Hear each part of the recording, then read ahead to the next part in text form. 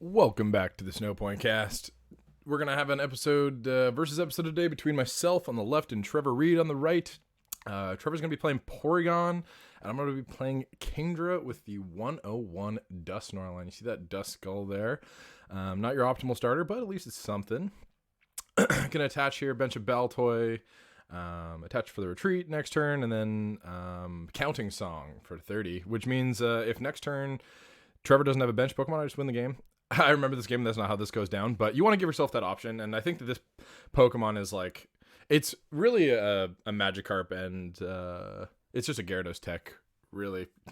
But it's like the best stage one you can play because you don't play Psychics, and it's like having the Donk potential is really good. Trevor's gonna Bebe search, so he's not completely out of the game just yet. And I see a call in his hand too, so he's definitely chilling right now. He's got a lot of options this turn. He's probably gonna attach the call to Pori and then figure out that turn. Dusknoir is kind of an interesting tech in this matchup. Dusknoir is I've been playing around with it a little bit in Kingdra. I think it's a pretty decent tech. I don't know if it's worth the spots because it's 2 spots, and like the amount that it like really improves your matchups is like, it's arguable, because I think versus like mediocre opponents, yeah, good call. Going for the Nidoqueen. Nidoqueen, a really vital part of this matchup. But it is an important part at getting Nidoqueens. A Nidoqueen just kills Kingdra immediately. So having Dusknoir is, it gives you an option to at least, have something there. And Trevor had that bench first, but he's just gonna say that he like didn't, let him take that back. It doesn't really matter because he had the cards in his hand, so like he wanted the Baltoy and to attach to the active Porygon, which makes sense. And he does get to heal that up too, so definitely a decent turn 2. He's able to get a Baltoy and a second Porygon on the bench, which means that this Porygon gets knocked out. He just needs a Candy and an upper, and then he's there. So yeah, I get a Roseanne, so decent start for me as well. I can start getting Horsies out and hopefully get something else. I remember this game I didn't really start that fast. It's kind of a slow start from both of us, but Call on Trevor's side definitely gives him an advantage. That's one thing about Porygon that's really solid, is you play 4 Call because you're just attacking for colorless all the time. So Call is just an attachment, and like being able to call early is so good for your consistency. It just means you find Baltoy, you find Claydol, you find everything so much more consistently. Just such a good card. But Kingdra doesn't play that just because waters are really important, and Call is pretty dead to the deck. So still a decent looking turn 2 for me, I think it is. Yeah, turn 2. So yeah, I'm gonna touch a water there to Horsey. Really want to see like a switch here. I don't really have switch. I just play War Points. I don't know. It's just a broken time space. Still good. Dropping a broken time space is good for Trevor though too, so it's kind of a little bit dicey. I think I remember doing it because I ended up getting a good play off with it because I have that Seadra. I thought, I'm gonna Uxie this turn, so I have to thin my hand down, and dropping the BTS and the Seadra is -2 cards, and it's like part of what I want for my combo for this turn too. And I have a War Point in my hand too, so it's like I got lots of options. See, this is a misplay. I'm so dumb. I should have just put the Duskull up. Yeah, I think I do actually. Okay, good. I just grabbed the Kingdra and then I was like, wait, that's bad. Yeah, much better. So just gotta find the Kingdra here, and there it is. Finds the scoop up as well. Ooh, I don't know if there's a Candy in that head, but I did see a Dusknoir as well. So a Dusknoir at 3 would put Trevor at a limited bench here, which is quite good. Trevor's set up. Trevor's a really good player. That's one thing about Dusknoir that I think is it's good, but it's like so much worse against really good players. Like Trevor's a really solid player, and he knows how to play around Dusknoir because it's a pretty linear card. You just have to keep your bench to 3 or less, and good players know how to control their bench space. So I do hit that Kingdra, but like I don't know, it's like fine, but I don't know if it's like really worth. And I hit the Pori for 1, so it means next turn if I have a Warp Point, it sucks that the Nidoqueen is so good. Like, oh my gosh, just like being able to heal is like so awful for this deck. The Nidoqueen, that's one of the reasons you play like the 101 Dusknoir line, is to like pray that you have a chance against these decks. Because you hope for just like a really fast aggressive start, and like you hope to get to the point where they like need to just like bench a bunch of Pokemon so they can like play the game, and we don't really hit that. Like I hit like a turn 3 Kingdra, which was like fine, but it's not. I had to like dig really deep for it, and like I don't even have a Claydol. Trevor's a Claydol. Trevor's a Nidoqueen. Trevor's board, it looks a lot less established because I have a stage 2 out, but actually like he just knows how to play the matchup, and going for the Nidoqueen is so important. He hit that first. That's what he looked for first, and just being able to heal off that damage is really good against Kingdra. Just because the Porygon's got 50 HP, I would be able to snipe for 20 next turn for a knockout, but no dice because Maternal Comfort is real good. So Trevor's gonna draw up the Cynthia's for 8 because got KO'd last turn.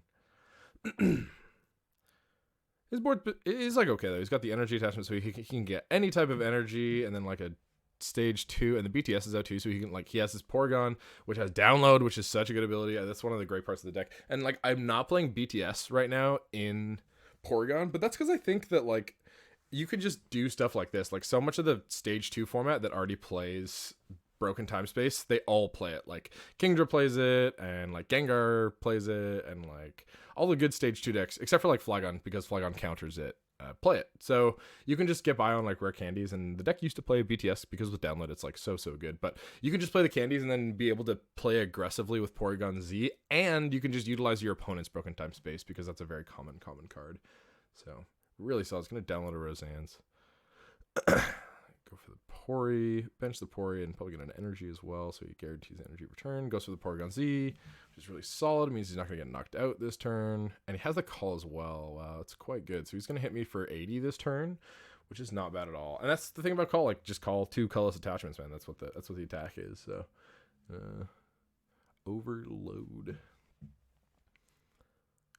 Yeah, and Trevor's going to play it all as well. Like this is such a really good setup here from Trev. And like as soon as he gets that other Porygon online, he has the option to like switch between Porygons, and I think that that's also really good because like having Nidoqueen to play, that's kind of this is a big props to Trevor. We tested this deck with like a different line. I think he was playing like Dialga G level X or something, and then Trevor's like this all sucks. It feels bad. And like if the deck didn't really feel that strong to play against, I think we tested against like Flygon because we thought that'd be a good matchup, and it like didn't really feel that good because like you could get the Dialga G out, but then they could just like shoot it with the level X, and then you're like, crap, I just wasted an attack and turns to get this out, and like now I have a Flygon level X I'm staring down, and I don't even have the resources to knock it out. But with Nidoqueen, it's nice because we switched the deck up a lot, put a lot of war points in there. This deck has changed so much from when we initially started working on it.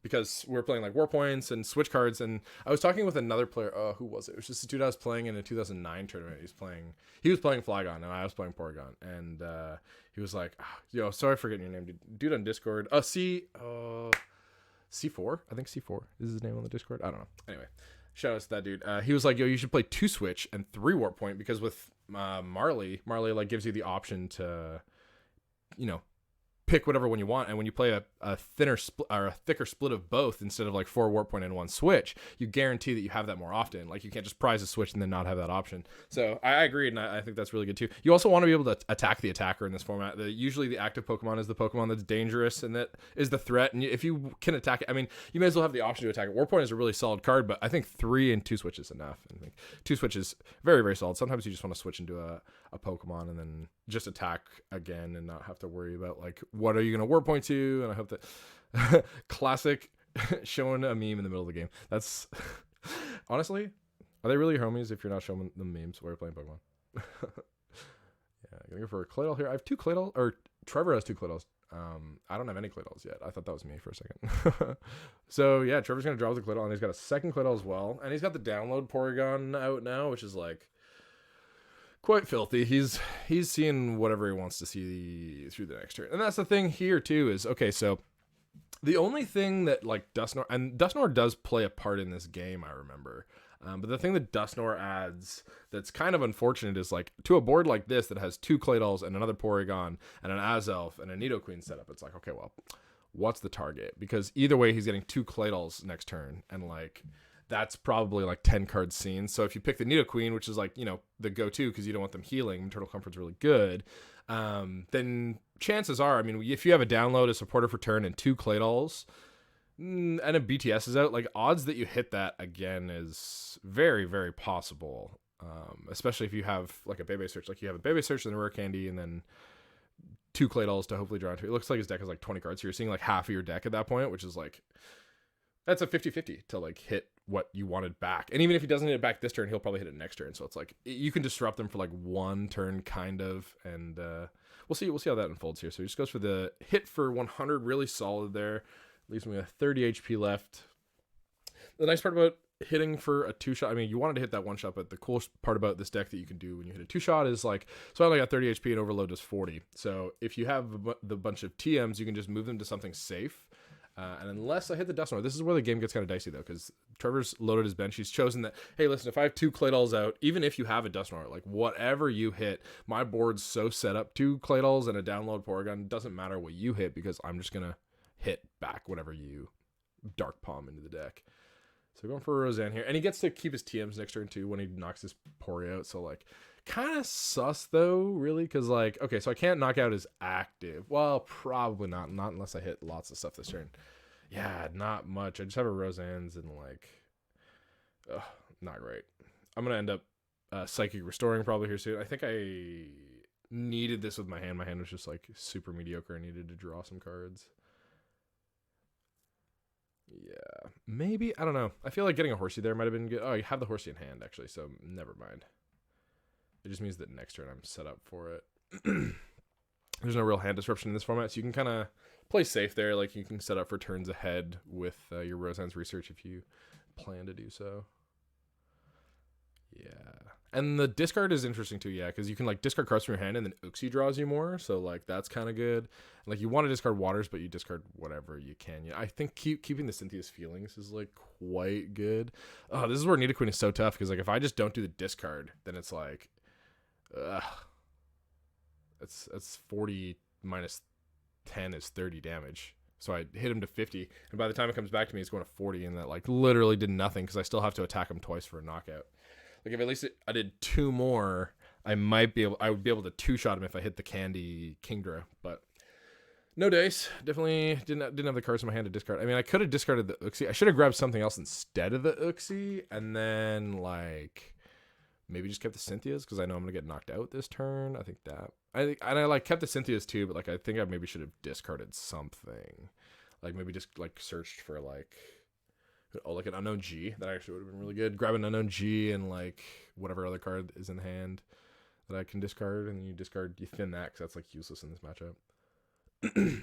But a little misplay happens here and there, and I'm not sure it was a misplay. It's just, like, a different line of play, I guess. Like, because I have the Cynthia's in hand, and I have the Uxie in hand too, so I can, like, Uxie into Cynthia's to, like, because I really need to hit this Kingdra this turn. If I don't hit this Kingdra, I'm, like, pretty screwed. And I really want to hit, like, Dusknoir too. I haven't hit Dusknoir yet, but I, like, would really like to hit Dusknoir soon. It'd be, or, like, a Claydol. Like, there's so much stuff. Like, look at Trevor's board compared to my board right now. Like, I looked like I was ahead, but now with, like, 1 turn of Cosmic Powers and downloads from Trevor, and all of a sudden he's in the significant advantage. Now he's just gonna be able to take all his TMs and put them on whatever Pokemon he wants. Thing about here, though, it's, like, kind of dicey, because if I do hit that Dusknoir, like, next turn, and he puts all the TMs on one Pokemon, it just means that he's, like, he doesn't have that option. So he's wisely moving it to the Nidoqueen. That's a safe bet. I mean, the Nidoqueen is kind of a target, so I don't know if I'd move it to the Queen. I'd probably move it to a Claydol, because I feel like that's a little safer.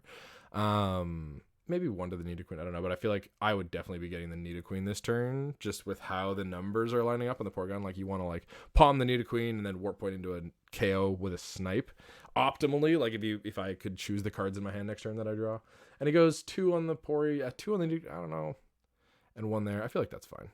2 there, okay, yeah, that's fine. He's not, I'm, like, not able to knock him out next turn, so it doesn't really matter. Like, I don't play, I mean, I guess if I hit, like, Crobat, I need to, like, pop off, but I guess it's possible. Like, Crobat Scoop Heads, I guess, could do it. But Nidoqueen is a very effective card in this matchup. Yeah, I literally need, like, double bat drop Kingdra, which I guess could happen. Top deck Candy? No. Claydol, though. Jeez. Go for the setup. I don't know about that. I think maybe keeping a Horsey would be good. Like, just going for the Cynthia's Feelings and then seeing what you got there. 2 bench Uxie is, like, not great. It's also pretty easy pickings for Trevor. As soon as he gets winning in the prize race, you can just go, like, Warp Point, and I'm not going to give him a Claydol, so it's like, guess you can eat this Uxie, and that's not great. But if it's a Kingdra, I could take a hit and then hit it back, and, you know, maybe Super Scoop Up, depends on what you got.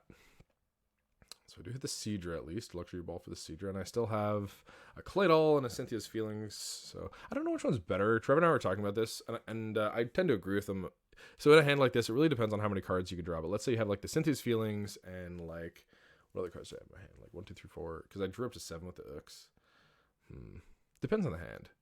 So yeah, just, like, nothing really playable in the hand. So you just ditch it and then hopefully hit more playable cards before you Claydol. If there's nothing really playable, like, it doesn't really make sense to, like, intentionally burn one thing and then not, like have that option later when you can just shuffle it back and then maybe just have playable cards like hit the Kingdra or like an energy or whatever. The dust, like, yeah, I don't know. Maybe if like I could have done 3, and the thing is the Dust Nora was in the hand, so it's like now I have to like really hit, and I think I luck sack. But yeah, some super scoop ups, definitely decent, and some BTS, which is like good discard fodder late in the game. If you already have a BTS, you don't really have a reason to have them in your hand, especially against this matchup that doesn't like counter them. Against Flygon, definitely you have to be really careful about your BTS drops against Flygon, otherwise they can just mess you right up. But yeah, I think I'm going to have to go for the Claydol, and then I think I try scooping the Claydol, I don't remember. Yeah, go for the energy touch and the Ooks, and this is why, like, if that Ooks was like a Horsey instead, like with the Cynthia's Feelings in the hand earlier, this is like multiple turns of play ago, but could have been better to have the second Horsey here, because now if I die, I really have no options except for Psychic Restore, which essentially does nothing because Nidoqueen is out, so really not what you want. Hit the scoop on the Ooks. Yeah, G the Dust Skull makes sense. Thinning. I don't know about the scoop though. Maybe go for the babies. That makes sense. Or Claydol first. Oh, because I already sent these. That makes sense. Double supporter, not a thing. I do have the Uxie as well, and I got lots of scoop ups as well. So I mean, what I really need is to drop that bat. And also find Kingdra, which is not going to happen this turn. Unless, no, because I only have 1 scoop. Actually, no, I have 2 scoops. Yeah, so I need 1 on this. Yeah, I need 1 on the Claydol, and I missed it, which really sucks. Which means I have to drop the Uxie to hopefully hit the Kingdra, which is really not what you want. Because I really need to hit that Crobat this turn. I have to Ux, yeah, you have to Ux to pray to hit it. I think I hit it, but no, missed. Rip! That's how it goes. Let her draw. I think I drew like 8 off the Cynthia, and then like another like 3 off the Claydol, and then more off the Uxie, and still missed. So feels bad. Just got a Psychic Restore this turn, and like missed the Dusknoir too. So maybe with the Dusknoir in hand in this board position, maybe just like Claydoling before would have been good for 3, because I end up Claydoling for like 3 anyway. So I think before the Cynthia's Feelings, if you can, because like you're drawing so many cards with Cynthia's Feelings that it's just like, if you get knocked out anyway, then it's just like not really worth risking your draw for. So he's gonna go for looking through his discard, which means he's got a Marley in his hand. Yep, definitely looking at his options, see what he can get. There's so many good options in this deck when you play a Marley. Marley lets you search for 2 trainer cards from your discard, and then your opponent picks one of them, and then you get to keep that one. So it's kind of cool. And a little tip with the Porygon deck, if you have 2, Trevor's very wisely spaced out his tools, so he's got like 1 Devolutor and then 1 Evolutor TM on that Porygon on the bench, and I think he has the same on the other one as well.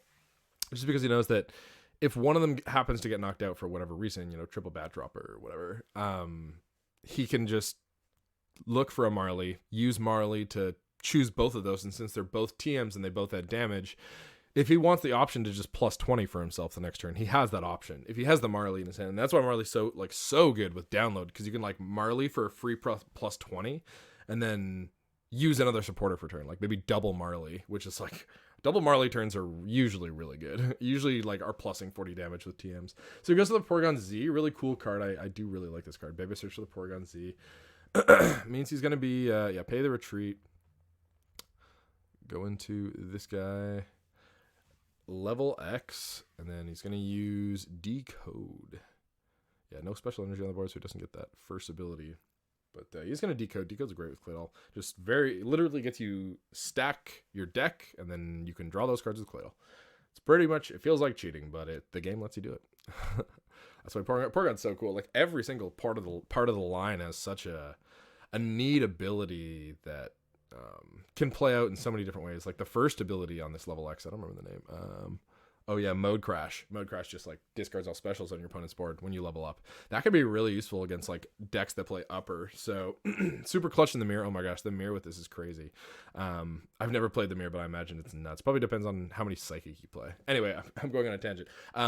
Mode Crash can be really good against like Flygon that plays uppers, like the Sammy Sekum second place list. Yeah, Trevor drops a warp point there. Really makes sense. Goes into the Porygon with the energy, and he gets to keep his level X fully healed. The thing is I could keep damaging this one and keep damage on it, which is not what you want on your level X if you can prevent it. But I think I get the Dark Palm option next turn, which, I mean, Trevor's just got such a setup board. The Porygon level X, no matter what, he's drawing the cards that he needs. And he probably already has them in his hand at this point with Decode. But yeah, just goes to the TM attach, keeping those spread out. Makes a lot of sense. Then KOs the Baltoy, which also makes a lot of sense. Really, such an unfortunate game. I like this deck plays a 3/3 Claydol line, and I just like couldn't hit a Claydol to save my life, or a Kingdra later. But yeah, definitely a bit of a rough one. Sometimes you just like don't draw those cards you need. I think this matchup's actually kind of bad for Kingdra. Kingdra is like, I think it's like tier 2.5. It's like pretty decent, but there's other decks in the format that are just like significantly better.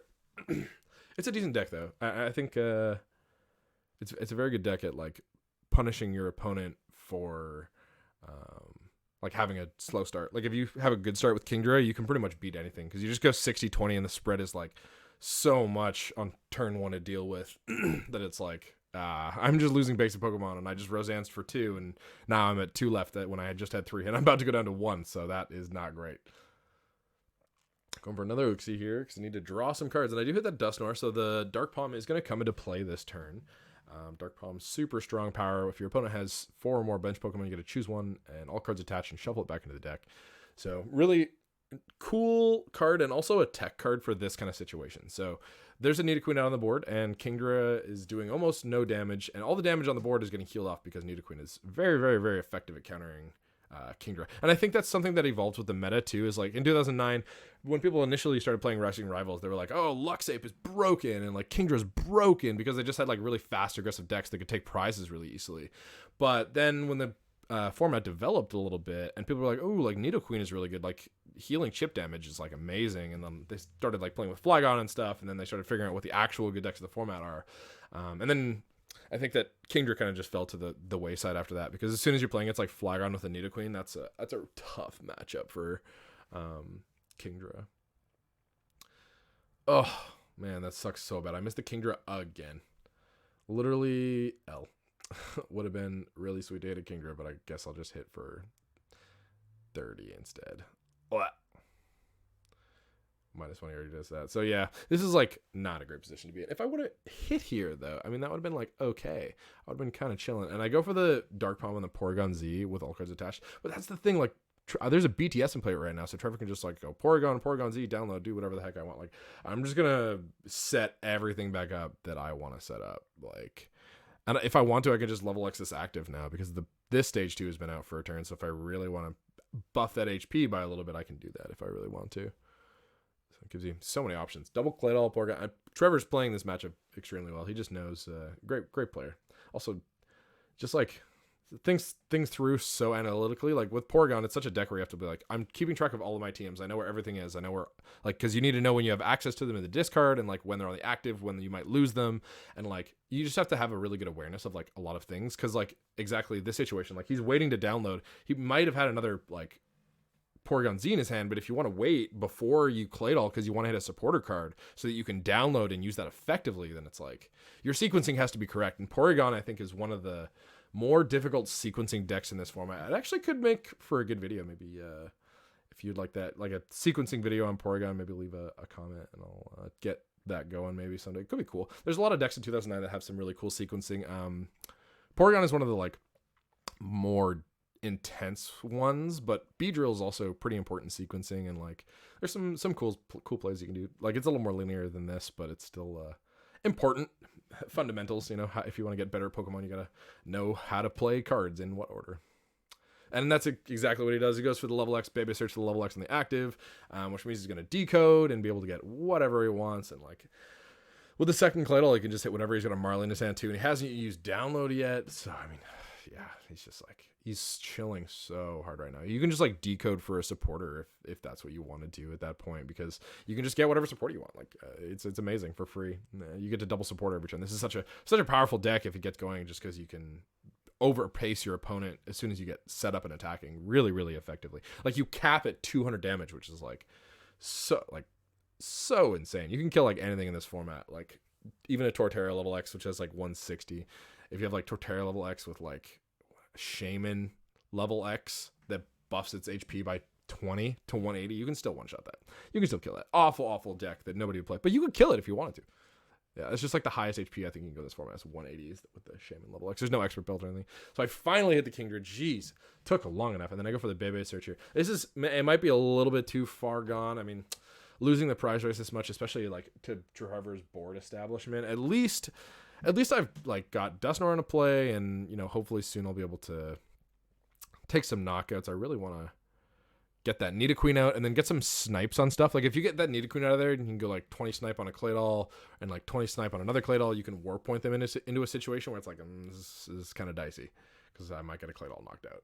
But that's the thing about Nidoqueen that's so good is like you stop those setup turns from happening, which is like one of the reasons Luxape and this deck in particular were so good at the beginning of the format is because, you know, Infernape for a Fire and a Colorless does 20/20, which is like one attachment on your second turn, like, or first turn going second, that you can just like snipe 20s, which is like crazy pace like setting. Like they printed Landor CX, which is a 3/3 for 1, 30/30 for 1 rather, in like 2014, like years and years later, and that was essentially the card. I mean, you hit for 20/20 for 1, which is like 1 less.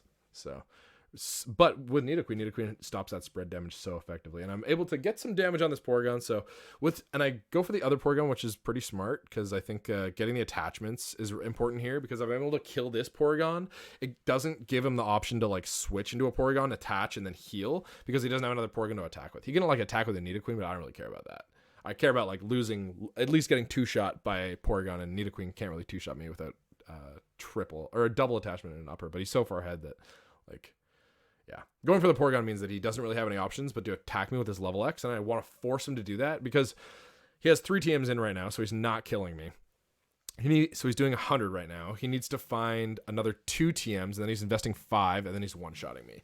But if I'm able to hit the Candy Kingdra and 2 cards discard next turn, I'm able to kill him back, which is like really good. It's more important than hitting the 20 snipes on the Claydols because at this point in the game, it's like you just need to kill the energy and you need to kill the threat, and the threat is the Porygon. So hit that, and then gonna palm the benched Porygon, which is I think the definitely best play here. And without Dustnor, I think that this game would be pretty much lost because then Porygon just can go switch, move my TMs, heal, do whatever I want. You know, like when you give them options to start healing with Nidoqueen, you're just doing no damage essentially. And like this deck lives on spread damage, so you gotta kind of do what you can. Again, kind of a rough matchup, but there are some things that you can do in a matchup like this. It's probably not worse than like 60-40 though. Like it's probably bad for Kingdra, but it's like not crazy bad. And you do have that option as Kingdra. I think Kingdra's more aggressive with the BTS because Porygon right now in this list is not playing Broken Time Space. It's just playing like Rare Candy. He just hits the Porygon again and the attach. But the attach is what I really care about because he like doesn't have the second attach because he has no uppers available to him because he's up on prizes.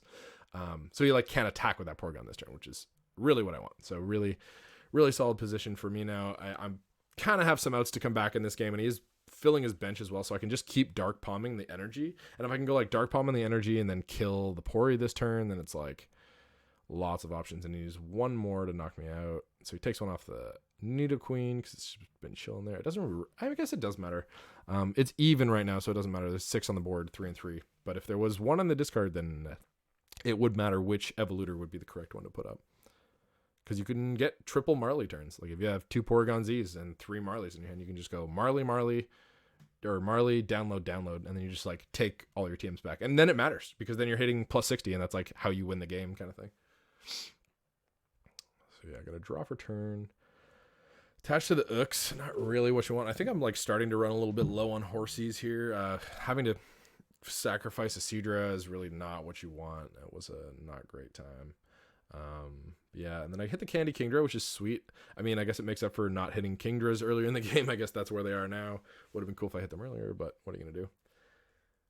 And then I do have the option to knock out here as well, which is great. And I go Dark Palm on the energy. That's usually, I mean, it really depends on the board because, like, it just depends on the board where it damages and everything and how the game worked. But usually with Dark Palm, you want to hit the energy because that's like what they invested into. It was not only the cards they played from their hand, but it was also like their choice of their single attachment. So it means that like probably 95% of the time, maybe a little bit less, like 90 to 95. A lot of the time you want to hit the energy with Dark Palm. But like depends on the board, depends what your playing is. And like in this situation now, this is like kind of chill because if I can just like I can bat this as elf and then hit something else. And as soon as he benches something, then it's like, it's chill. It's not bad. He's not going to do that because I remember talking to him like while we were playing this game, and he has the option to just go like bench rare candy attack. So he just like, he doesn't want me to Dark Palm anything on his board because at this point it's kind of dangerous. I mean, he's got 2 Claydolls out, so if he benches like a Porygon, then I can like hit one of the Claydolls, and then he might not be able to recover as well as he wants to next turn because he doesn't have a Porygon 2 out, and like just significantly worse. Yeah, I go for the Devolutor. I usually pick Devolutor over Evolutor. I feel like Evolutor is a better card than Devolutor. I'm usually like never worried about Devolutor. However, in a situation like this, maybe Evolutor is better, but I guess it doesn't really matter.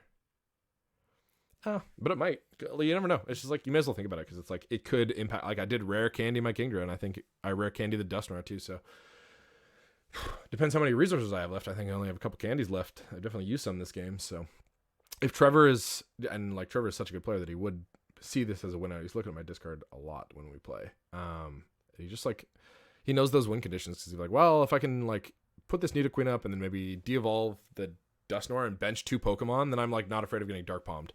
Because that's all that really matters, is that my energy doesn't get Dark Palm next turn, maybe. If that's what he's thinking. I don't know what he's thinking. It really depends on where he's at. He's up on prizes, so he's not really in any position of stress right now. So I get to hit this Nidoqueen for some damage. Hit it for plus 30 weakness, which is kind of cool. Yep. I just don't want to discard the cards from my hand. And hitting the... I think I have like a Roseanne's in my hand, and I just like need to draw cards. I don't remember. Oh, Baby Search, yeah. And like if I... Psychic Restore it back to the deck, I have the option to get it next turn, which is kind of what you want. I mean, you want to hit good cards. Drawing good cards is good. There's just like no real good option to like discard in that hand, really.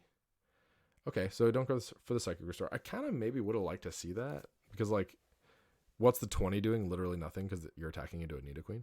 And like having the option next turn, I don't know. Oh. Discarding this candy too, it's like Devolutor, maybe giving him the Evolutor as the play. And the thing is like, okay, so he's got 1 Evolutor and 1 Devolutor now. I should have given him the Evolutor because then he would have not, I mean, it doesn't matter because he has so many options in his discard now, but I don't know, still maybe a little bit the incorrect play. I always like overanalyze to like such a hard degree where it's like, is this little minute play so important, when it's like, that it probably is not going to make a difference in the game at all. But it might. I mean, some games it might, you never know. It's good to like think like that because even though the game that you're playing now might not be like that, like there might be a future game where you're like, oh, like that thing that I thought about before is like a situation that I'm playing in right now. So like, it's good that I had thought it out and I like knew what my best play was. He's getting better. He's growing. So yeah, starting with going up with the Kingdra, and I get a night maintenance off too, so I'm able to. I want to hit like some horsies too, which is real nice. I think I keep the candy, which is really smart, but. I think this is like attacking the Nidoqueen is so tough. Maybe I should have let him keep the Porygon because at least I can 2-shot that. Whereas this I'm 3-shotting with discards, which is just like not really an option. I mean, it kind of is. I just don't have very many waters in the discard. I think I prized a couple waters, so your late game damage with I think it's like whatever the first one, I can't see, it's like so small on my screen and I like don't remember the name of the attack. The other one's Hydro Pump, or yeah, I think so. Hydro Pump, yeah, I think Hydro Pump and Aqua Stream. Yeah, so the free one, Aqua Stream, is really important late in the game because you're able to hit like 80s or 70s, so you're like, you can hit 130s kind of thing, or like 110s without like, so you can go like 60 and then 20 snipe, and then your next attack can be like a 70, and then like 60, 70 is 130, and there are some Pokemon in this format with 130, which is like kind of important, especially when like there's damage mods like Nidoqueen and stuff. Like you have to be thinking about that, especially if you have a Dusknoir. Like if Trevor had more Pokemon on his bench here, I could like think with the healing ticks for Nidoqueen and then like have one attack with them and then Dark Palm the other one. And if your numbers are right, like you can make some really sneaky plays with Kingdra. But Trevor's playing really well and he's not benching Pokemon. I really wish he was benching more Pokemon. That's a very technical Nidoqueen right now. I wish it was all purple to fit the aesthetic, but can't win them all. I guess there's like some orange. It's not really orange, just like tan on Nidoqueen. So yeah, gonna. It's just like not what you want at all. Maybe. Yeah, I don't know. Maybe hitting a bat here is good, but like also when you kill the Azelf, I don't really want to kill the Azelf. I forget what we're talking about here, but it's like we're looking at my like win conditions because as soon as I attack the Azelf and kill it, it opens up a bench spot for him, and then he can start. You know, he can just drop like Candy, Porygon, whatever. Oh, and he goes for the lockup. Yeah, so that makes a lot of sense. Forcing the attack. Lockup is a really good attack if you use it in the right situations. Like this situation, for example, he has no other attackers, but he really, I mean, you want to keep doing damage. It just means that like he's already killing me with the TMs he has on board, but it just means that you have to invest less and you're putting pressure on your opponent saying, hey, listen, if you don't attack me, I'm gonna knock you out with this Azelf, and that's gonna feel bad. Like would really feel bad. But yeah, so go for the Candy Kingdra. And then I think at this point I'm like out of candies, or I might have like one more. So I don't know. You just gotta kind of be careful about the Devoluter. It doesn't matter because he has lots of Devoluters now because he's played a lot of Marlies. But I don't know. Maybe in other games it matters in this matchup. It seems like it's kind of an important thing sometimes. Rare Candy's a pretty good card, especially in like stage 2 matchups. It's good to know when you have Devoluter available. It could be a win condition because if your opponent has like a lone stage 2 left that they're attacking with, but you can't kill them, you can just like Devoluter them and kill them next turn. Like that's a good option if they're out of rare candies and they have no other like broken time space or stage 2s. Like if you know that that's all in their discard, then you're like, why would you not make this play? Because it wins you the game. So yeah, drawn some cards. I don't know what that was for. Oh, Claydol. Yeah. Makes sense. And draw some cards.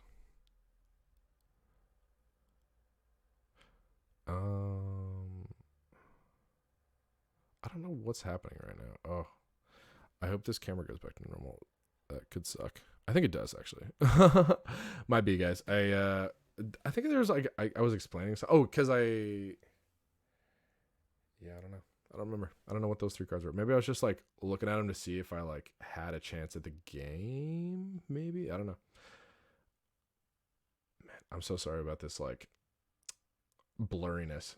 I think it goes back like real soon. I think I like fix it soon. I think I notice it like very soon. But it's not fun to look at. It's kind of like cool because you can like kind of see the Kingdra and the Uxie. Like if you know these cards, you know what they do. It's like kind of blurry. That's a Marley. Dropping a Marley for 2 TMs. Yeah, I mean I'll just commentate. I'll just like record all my games like this right now, like for the rest of the channel. It'll be fine. Oh, almost fixed it. Close. Wasn't there. Gets a TM back. Gets a Devoluter. Puts the Devoluter on Nidoqueen to so many. There we go. Nice. Wait. Dang it.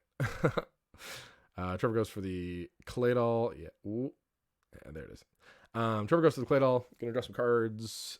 Just got 6 TMs on that Nidoqueen. So as soon as he gets a Porygon, he's gonna be hitting for 120, 160, which kills everything on my board, and then some. So yeah, just hit the Azelf for 40. This is not a great situation because now he's locked up 3 times by the time I'm gonna kill it, and or twice. And then Trevor just needs like that much less investments on discard the waters and then go for the Hydro or Dragon Pump. Yeah, Dragon Pump, not Hydro Pump. Dragon, that's a G. Yeah, Dragon. Definitely Dragon. Dragon Pump. Also super solid attack. So Trevor goes for the upper on the Porygon, and he does hit that Porygon. This is what I'm saying. Okay, so when I knocked out that Azelf, then now because I had threatening the Dusknoir, it forced an opening for Trevor where he's just like, I'm gonna force you to kill this Azelf, and then I did, and now he has the bench spot where he can still get something going and attacking, and like 2 Claydols and a Nidoqueen. Still, like his board is like super chill, and not have to worry about Dusknoir, where like I'm gonna be hitting his energy or whatever, because that's a problem for him right now. If I'm hitting his energy with Dusknoir every turn, he's not setting up any Pokemon to attack with. So he finds the Porygon Z as well. He's probably going to get a switch out in his hand. And this is like where you want just a switch too. This is where I agree with C4. This is like, if I had like just a switch, or Trevor had just like a switch here instead of a Warpoint. Warpoint's like fine, but like I got a fresh Kingdra, and then he has to invest so many TMs in that. And like he only has 1 Porygon right now, so he doesn't really have the option to switch between them yet, especially when I have a Dusknoir out. I don't know. He just like, it would be a better option to have a switch, I think, here. Like may as well have that option, you know? And it's like not like you don't play Warp Point. Like you still play 3. It's a really good card, but I think Switch is really good as well. Just to, like the point of this deck is to beat Flygon, and then you like can also do decently against other stuff. It's like a tier 2 deck. It's pretty good. Beats like the best deck in the format, quote unquote. Flygon is like one of the best, and then loses to a lot of the other tier 1s. I think like it definitely has a losing Gyarados matchup because you just like have to invest so many TMs, and then they just all die. And then like what other tier 1 decks? I think Luxape's like tier 1.5. It's like pretty good. It's not exactly tier 1, and I think that I don't know.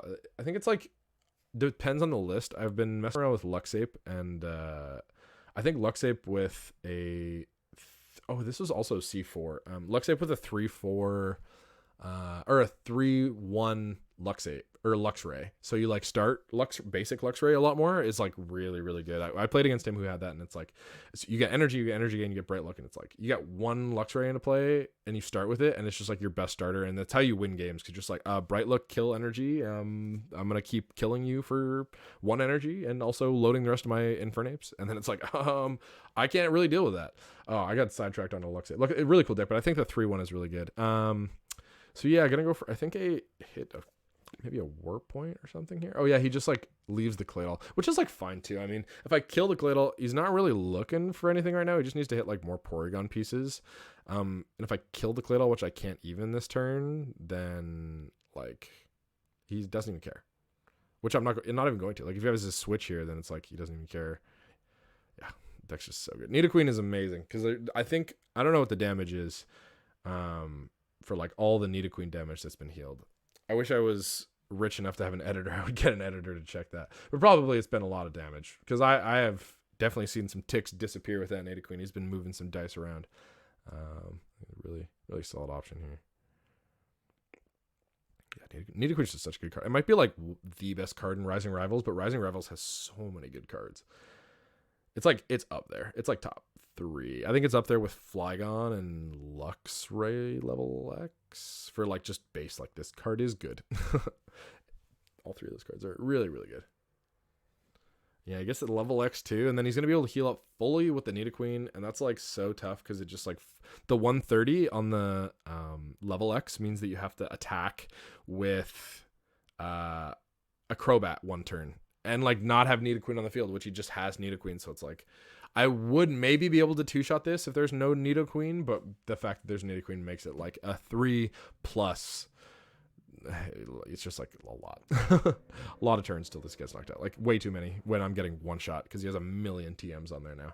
Like he's at the point where he's just like drawing everything through his deck with Claydol. So he's like, I got all my TMs on my board, and I'm just gonna kill you with them. And that's where this deck can get to. If you leave it to set up for like 2 to 3 turns and you don't really have anything, then it can just like power overrule you. And I think that there could be an argument made for Broken Time Space in this deck, but it's just like, what would you cut? There's a Porygon deck list down below in the description if you're curious about the Porygon deck list that I'm playing or that Trevor's playing right now. But it's like similar. I think I might have edited a few cards since then. Who knows? It might be a few cards in between. The thing is, Porygon's a very experimental deck. There's a lot of room of growth with Porygon, so I think that maybe Broken Time Space could be a good card in the deck. Who knows? I tested it, and it's like, it's not that it like could be good, but it's just like could be better than some other cards. But yeah, okay, so scoop them up. Don't really have an option there. Yeah, so this has been Porygon versus Kingdra. If you have any questions or comments about the video, feel free to leave them in the comments below, and I'll do my best to get to them. Thanks so much for tuning in, and we'll see you next time.